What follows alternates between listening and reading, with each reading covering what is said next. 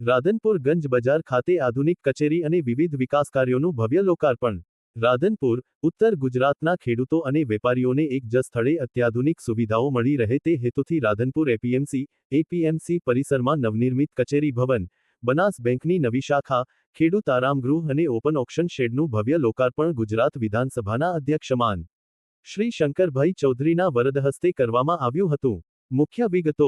ઉદ્ઘાટન વિધાનસભા અધ્યક્ષ શ્રી શંકરભાઈ ચૌધરી, કેબિનેટ મંત્રી શ્રી જીતુભાઈ વાઘાણી અને મંત્રી શ્રી સ્વરૂપજી ઠાકોર તેમજ સ્થાનિક ધારાસભ્ય શ્રી લવિંગજી ઠાકોરની વિશેષ ઉપસ્થિતિમાં સમારોહ યોજાયો.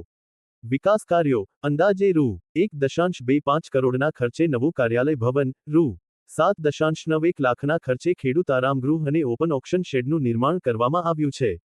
સુવિધાઓ.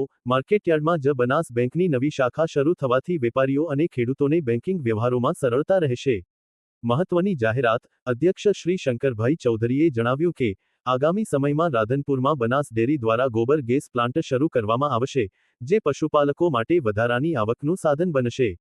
સરકારની પ્રતિબદ્ધતા. કાર્યક્રમમાં કપાસના ખેડૂતો માટે ઇનપુટ સહાય, ટપક સિંચાઈ પર સબસિડી અને માર્કેટયાર્ડોમાં સોલાર શેડ જેવી સરકારની ખેડૂતલક્ષી યોજનાઓની માહિતી આપવામાં આવી હતી. આ પ્રસંગે વિવિધ યોજનાઓના લાભાર્થીઓને સહાયના ચેકોનું વિતરણ કરવામાં આવ્યું હતું. કાર્યક્રમમાં મોટી સંખ્યામાં ખેડૂતો, વેપારીઓ અને સ્થાનિક નાગરિકો ઉપસ્થિત રહ્યા હતા. રિપોર્ટર રોહિત કે. મહેતા અને મહેશ એસ. સોની, રાધનપુર.